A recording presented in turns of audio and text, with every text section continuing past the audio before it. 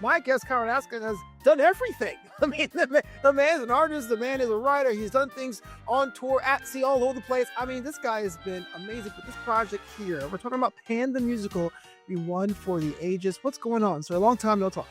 So Pan the Musical, it is the story of Peter Pan, Wendy, Captain Hook, the Lost Boys in Neverland, the classic story by J.M. Barrie. I wrote this musical in 2013, but now in 2025, we're doing a new run of it at the Act Theater in Anacortes, Washington. And I have an all-new revised script and all-new fully orchestrated soundtracks for this run.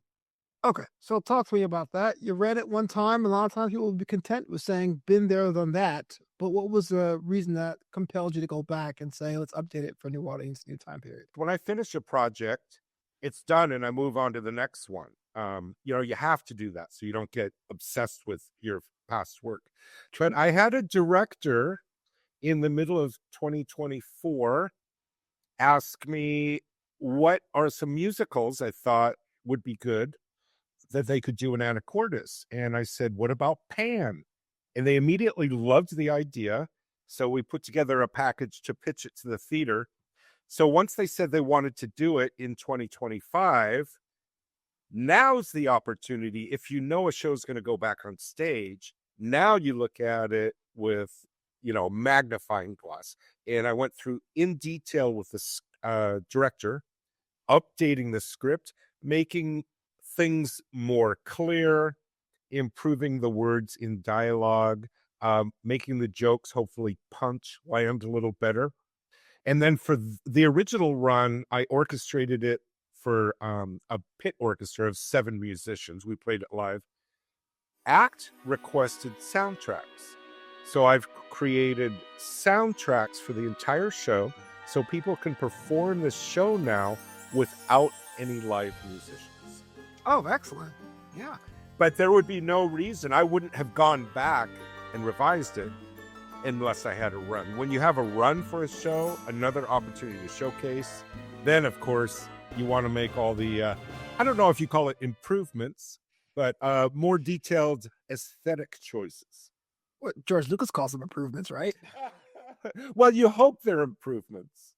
Absolutely. So, but what was that like? Because I know you also have done your own stuff from the director's chair, but now it was more of a collaborative process to make that happen. Was it easy going? Were there some fights? Were there creative differences? I'm just kind of curious. You mean with the director? Yeah, I'm bringing this new version to life. So the director for this 2025 run at Act has been absolutely wonderful to work with. I have worked with her on other shows as a music director, and she was a lead in my 4th original musical called Pray the Gay Away.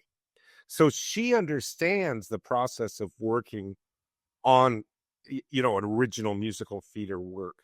So it was just a joy. She's very collaborative, has wonderful ideas, and surprisingly to me, almost across the board for the entire 1 year plus that we were talking about the script and the score and everything, we were on the same page on pretty much everything. So aesthetically, we were very much simpatico. If one of us had a differing opinion, then we would put forward our argument. And sometimes she would say, oh, I didn't know that. Yeah, you were right. And then a lot of times the opposite. I'd go, oh, I never thought of that. That's an excellent idea. So because I'm the writer for creating the work, I have the final say, but I'm very open to listening to different ideas before I've finished my work. Now, once I've finished my work, I'm a little less open to listening to different changes. Because that's the way it has to be to bring something to stage. But it was an absolutely wonderful experience working with this director. That's a lot of fun. So there's no fights, no thumb wrestling wars, just discourse. No, Make sure yeah, it happen. yeah. And usually people know you bring a theater to stage. Usually they're there can be very emotional fights because people are very emotionally charged, especially about an original work. Now, it might have been because we know each other well and she's worked on my original works before, so she knows my process and my drive. And it could have been that the show's been done before. Mhm. So there was kind of a reference to look at to understand the viewpoint and the aesthetic out of the gate. Well, that was actually my next question. I know someone who has created original intellectual properties doing a thing like Pan with established characters and settings. I mean, was there a balance in trying to find a way to, do I say insert your twist on things? Do you even want to insert the twist on things and make sure it's fresh for you, but still have a very traditional story being told? What was that balance like? I learned a very valuable lesson when I did my first musical called Witches. It was about the Salem witch trials. I tried very hard in that project to not insert my personal opinion or views. And one of the things I learned from doing that musical is that's a total mistake. Part of what makes something unique is bringing your viewpoints, is bringing what you have to say to the story. So, yes, in this project, I am telling the traditional Peter Pan story. The musical is based on the 1911 book called Peter and Wendy by J.M. Barrie, the creator of the Peter Pan story.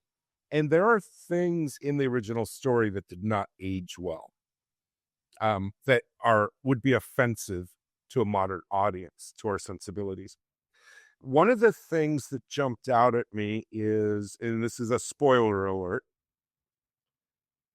in the original story, Wendy goes to Neverland. Mhm. Captain Hook captures her. Peter Pan saves her, and they fly back home. And I thought, where's the hero journey in that for Wendy? Oh, yeah. She hasn't done anything. She was a bystander. And I thought that's not a hero's adventure, a hero's journey. A hero's journey, to be a hero's journey, has to have the possibility of failure. So I empowered uh, Wendy at the end of the story. Captain Hook actually defeats Peter Pan. Wendy jumps in to save him with a sword. Obviously, she doesn't have any sword fighting talents. And then she defeats Captain Hook by using her brain. And this is very much like Luke Skywalker going to blow up the Death Star and taking off the visor, right? Uh, Yeah. so George Two Lucas, different images there, like one's in space and one. well, to me, it's similar because the sword is taken away from her, and it's really her mind, her story that she creates that destroys Captain Hook. And so we set up this early in the show about the stories she tells about her father not appreciating it. Um, the first big "I Want" song, which is typical in musical theater, is called "Just a Little Girl," where she sings about one of my favorite lines is, "It's easy to be small and just remain silent, with no one noticing just who or what you are." And then she continues, "But there's no adventure in that." Right. And that's an example of my sensibilities and my voice speaking into the story rather than making Wendy a bystander, empowering her so that she's the hero of the story.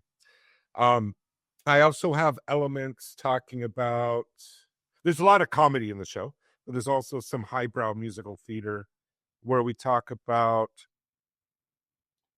believing. Um, there's a famous part of the traditional Peter Pan play where Tinkerbell has drank some poison to save Peter Pan. And Peter Pan says, "Clap your hands.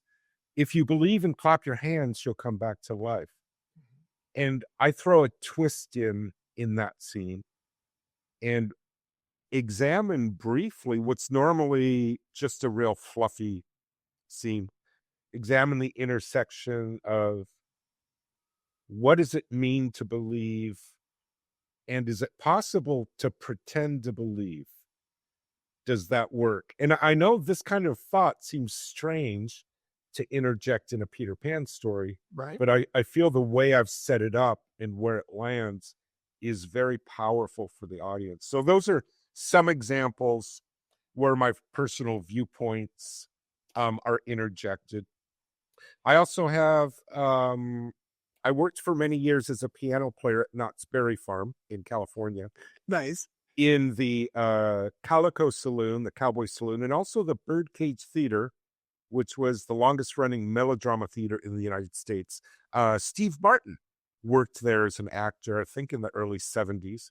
Wow. So there are vaudeville moments, interaction with the audience. The Birdcage Theater shows that we did were all about audience interaction. You must pay the rent. I can't pay the rent. You must pay the rent. Holding up signs to get sympathy from the audience. Things like that are in the show. And also my early experience with opera and musical theater. So it's not opera singing in the show, but there are moments that could be considered light lyrical opera in the show, kind of a heaviness to the emotion, which again, I don't think people are expecting when they go, oh, we're going to see a musical about Peter Pan and Neverland. Well, that's kind of my next question. I know it's different when you're in the dark room and you challenge yourself as an artist. And you're like, I'm gonna do something different or special. I'm gonna try. I'm gonna experiment. That's kind of the artist process I love so much. But with something that's so beloved, or should say, a property that has a certain interpretation or two that is beloved, is that something that creeps into your brain when you're trying to do your own thing and go, man, this is so different than what people expect Peter Pan may do? Will they accept my version? Or you just say, I create, let the audience figure it out? I don't write for the audience, but when I write in my mind, I am sitting in the audience. And Okay. and I'm feeling what would we enjoy as a group. So in that way, I'm writing to an audience. But I learned a long time ago, if you write for these imagined target audiences, Hmm. my experience has been that you end up creating nothing of worth at all, because there's no point and drive to it. I'm with you 100%. I'm going to cut myself off too by saying, in comedy, it's very easy to fall into that trap, especially if you're trying to find out trends or if you're watching TikTok where you can like see what's popular and just make your version what's popular. I always tell people that try to aspire to be comedians. I did 10 years myself, give or take a pandemic, right? That if you do things that you think is going to be funny, a lot of times you don't really, people know about you. If you say what you find funny, what frustrates you, or what makes you sad, at least people can like latch on and say, "Oh, this guy's relatable," or "This is the character on stage," and that is like a world of difference as a creative. There is a major thing I've learned from comedians, and I don't do comedy myself, You except still can't, you, Conrad. I can't. You can't. Hey. my friends groan when I tell a joke. But the comedians that I enjoy the most, they say things that are totally honest from their core. Mhm. And you hear them say these things and you go, oh my God, I thought the same thing. I didn't know anyone else thought it. This Right. is a very important aspect. And I really leaned on that when I did my musical, Pray the Gay Way. That whole show was about these are things I'm seeing, are other people seeing it too? So you do take that chance. But if you're writing for like this so-called target audience, you end up writing for no one. If you are really honest with what you see, then you won't know till the audience sees it, whether it lands or whether they see that too. But at least by being honest, you have a chance of really landing something. Yeah. And when it does, it makes you feel a little bit different. Like it's almost like cathartic in a way. I don't know how to describe that. Like I forget the word, but there's a word for when you have an audience and they're going through the journey of, well, it could be a concert. uh, but also in theater, musical theater, where a lot of times it happens in Act Two. All of a sudden, they are experiencing as one group Mhm. in a cathartic way. And I forget the word for this, but that's the magic you hope for. And you can't, if you try to achieve it by being manipulative, you never get there. My experience is you can only achieve that by being honest with what you see and then just crossing your fingers that other people feel it the same way. Oh, man, just this learning about your process is so much fun. J.M. Barrie wrote the book Peter and Wendy, which is basically the Peter Pan story, um, but with a lot more detail thrown in. And then there's the Peter Pan play, which was based on the book. So everything that I wrote is based on the original book written in 1911.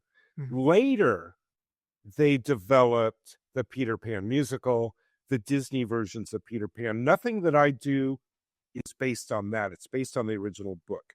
My interest was to tell the main points of the original story that I felt were interesting and not offensive to a modern audience. And when I say offensive, in the original story, a lot of misogyny, Oh, there's a lot of racism, things that people reading in 1911, a lot of people wouldn't have realized, but modern audiences would go, "Oh my God, I can't believe they said that." Obviously, I cut those things out. So I wanted to tell the story, but again, to update it, those moments like Wendy becoming the hero. Even with my Romeo and Juliet musical was my third musical. Um, and it took place in the original time period of Romeo and Juliet. In general, my aesthetic is to tell the original story. mhm. If I was going to take this and make it a rock musical with pyrotechnics, then to me, why wouldn't I just write a different show? Why would I write Peter Pan? Um, so the aesthetics are to tell the story, inserting some of my own viewpoints, but to be in the world of the original story that will land to a modern audience. That is a needle that we all have to thread sometimes. I'm so proud of you because like I think a lot of times if I was in that position, I'd have been like, oh man, I don't know. People, other people, I couldn't possibly do it. But you're going it head first, not once, but twice. And this time you're also doing the soundtrack as well. Talk to me about the process of that behind that. You have the words, you have the story, you have the moments you created and crafted alongside the original source material, but then you also want to have a sonic palette in play as well. That must have been a fun time. We're talking about the soundtrack, right? The soundtrack Okay, creation. How you went about giving everyone their own little sonic flavor throughout the piece. the original musical was written for 7 musicians. What was it? Oboe and sax, B flat clarinet and bass clarinet, tuba, keyboard 1, keyboard 2, drums, and bass. So I used those original parts to start the orchestration. I love working on orchestration when you're working on the computer because you're not limited by the number of instruments you can use. When you're writing for pit musicians, uh, you're writing for the instruments they can play and what they can double on. And especially if it's performed by community theater, those players aren't going to be able to play normally 5 instruments like it would on a Pro Jam.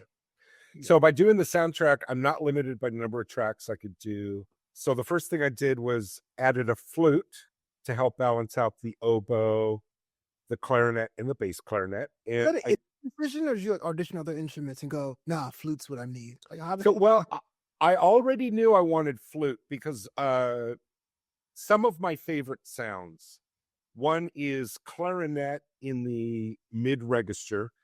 And there's a great scene in Amadeus where Salieri is talking about a song he heard by Mozart, the orchestra just pulsing, and then this clarinet comes in.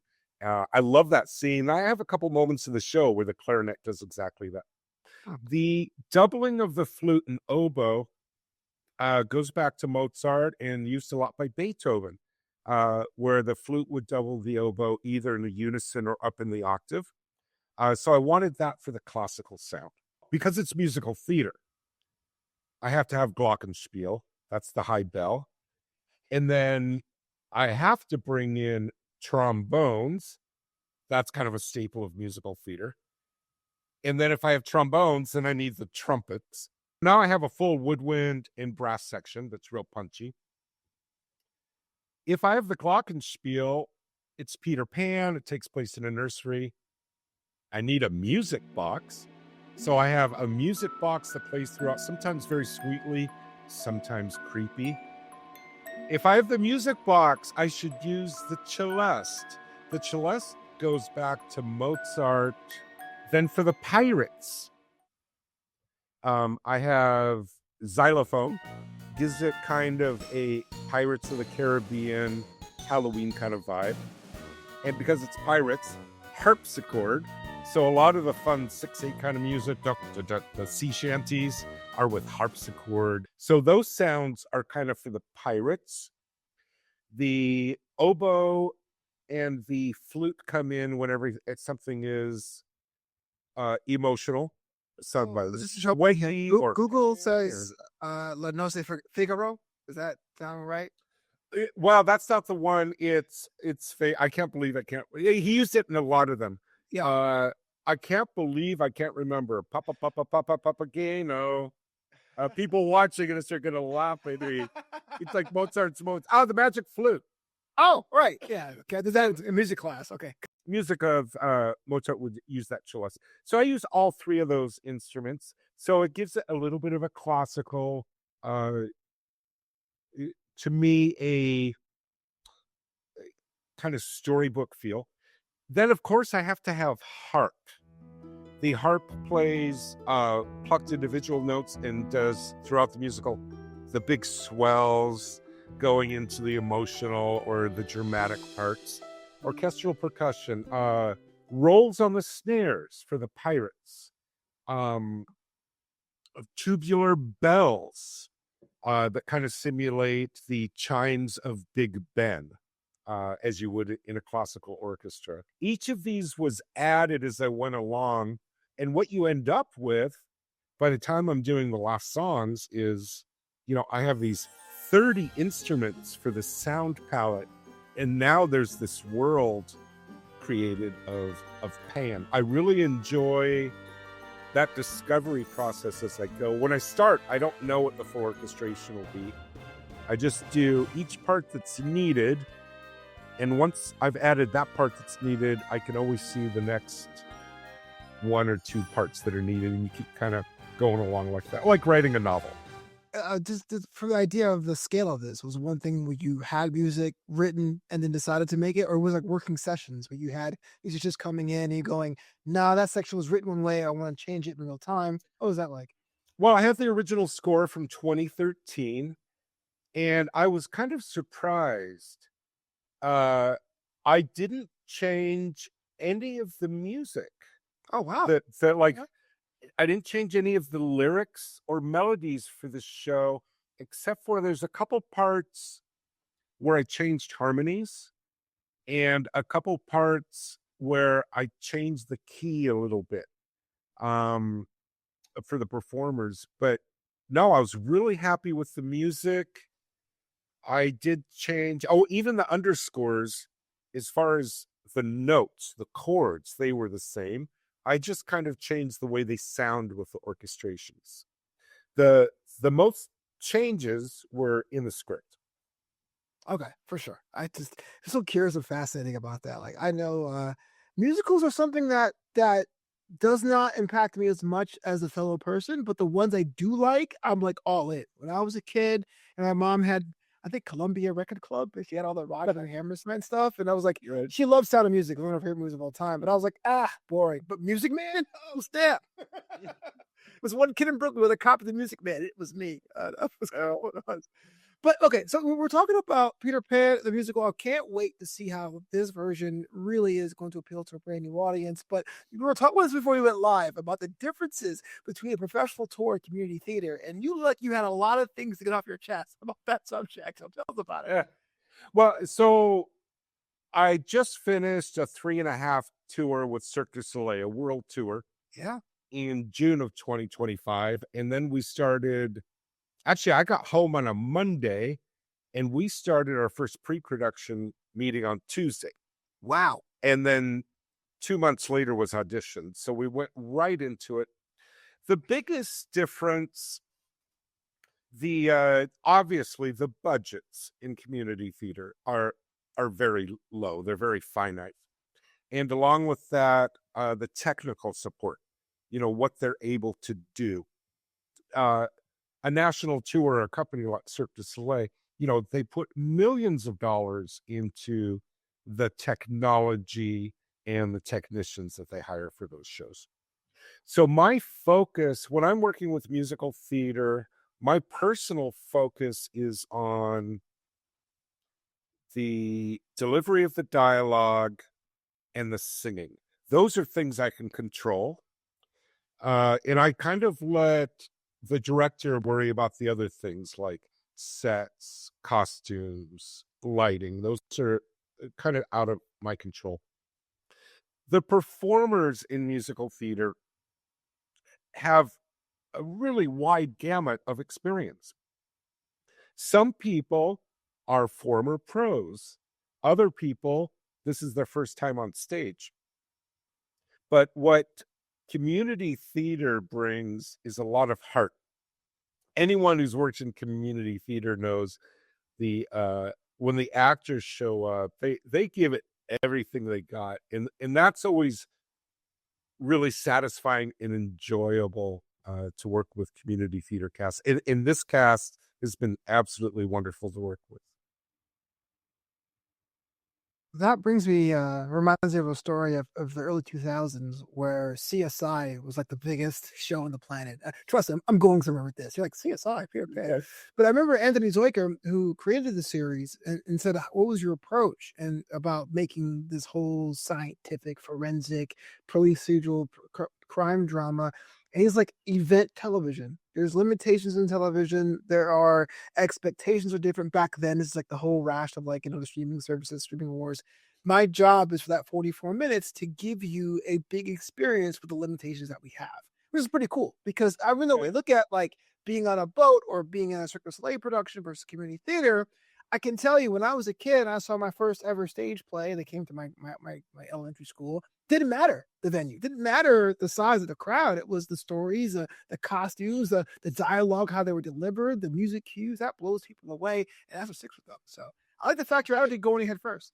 So one thing that there's some things that I do working with casts that can seem kind of mean, but they're very effective. And in my experience, they work. I'll give you an example. The first rehearsal with the Lost Boys. Now, I wrote this show for community theater.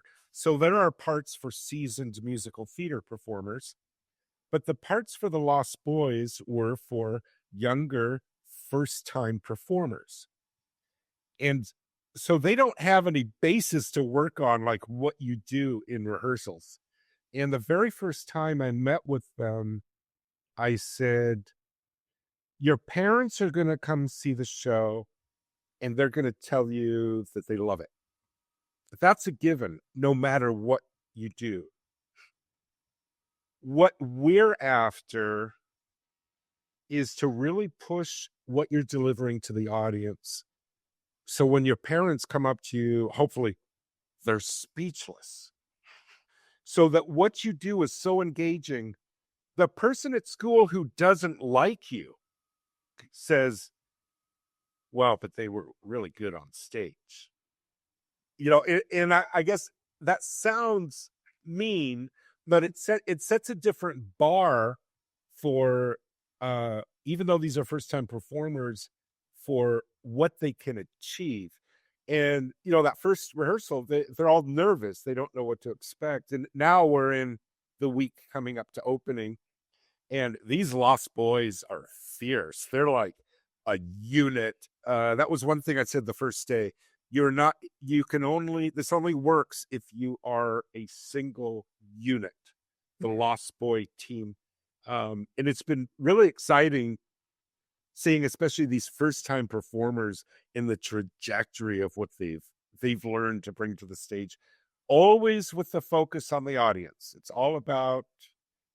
always about the audience experience. Not mean at all. Again, I go Yep. back to my comedy days, and there's a big difference when you perform and you do, like you do an okay job, and someone goes, "Hey, man, good set," versus, "Whoa, that was a great set," and it's a Right. huge gulf there. And I'm glad, I'm glad you told them because nobody told me. Because you can very easily buy into your own hype. My mom says I'm a good performer. It's great, but there's levels to this. That's fair.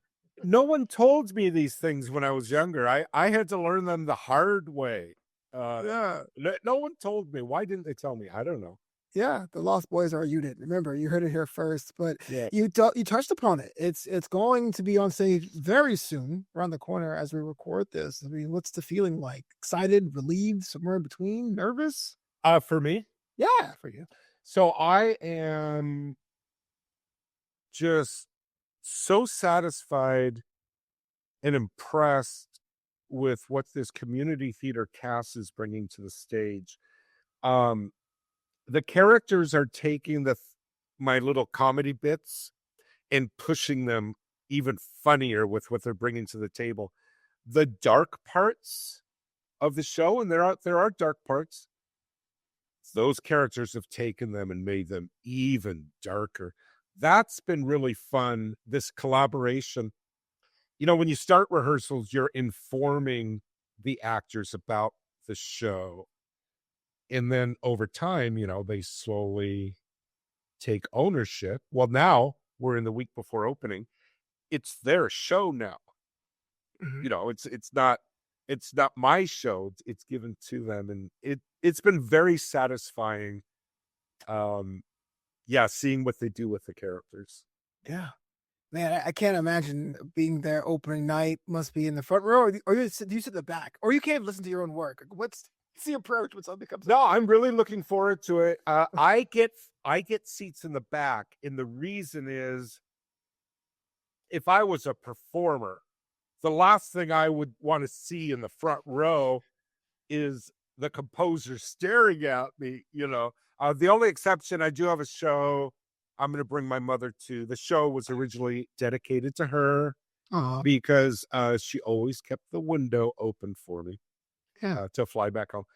We'll be sitting in the front row, but I'm looking forward to it. This is going to be the first time I've been able to watch one of my original shows from the audience, because normally I'm always conducting in the pit. Yeah. This is the first time. So I'm very excited to see the audience response. And of course, I can't wait. I'm hoping there's a moment I'm sitting next to someone and they go, "Oh, I didn't like that part." And then I can go, "Oh, I know this composer is so weird." I'm hoping that happens. Yeah, you know what? I never had that happen with art, but one time, this is like kind of a dumb story, but I was in a game show and it was a come from behind loss in my case, and people were just like railing on me in the comments, and I was like, "Oh yeah, that guy was awful." So I kind of get it. I don't think you got lied to the person like, "Oh, this music's terrible." Oh, you. So look, as we record this, it's the end of 2025 to 2026. Talking about another project because you always seem you're always on the go. What's on the docket for you? I don't know what's next for 2026 right now.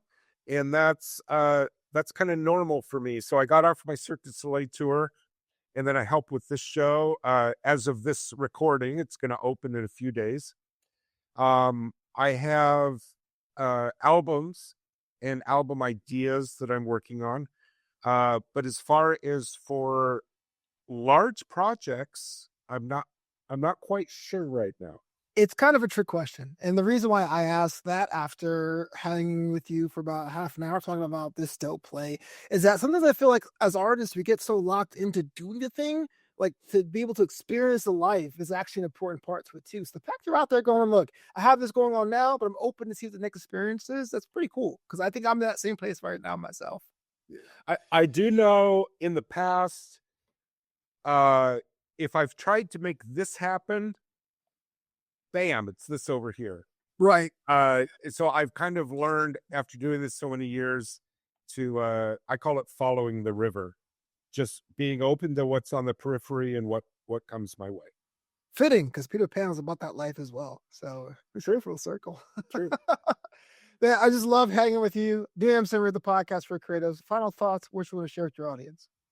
I just hope people can come see the show at the Act Theater in Anacortes, Washington.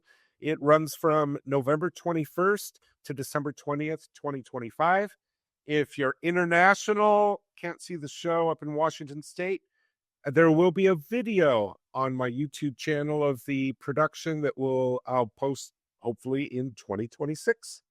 Whoa, breaking news. I didn't realize that. That might be kind of cool. That Yeah. could mean I will check it out with the international audience too. So I can sit there and be like, this composer said, Oh, he's so distasteful.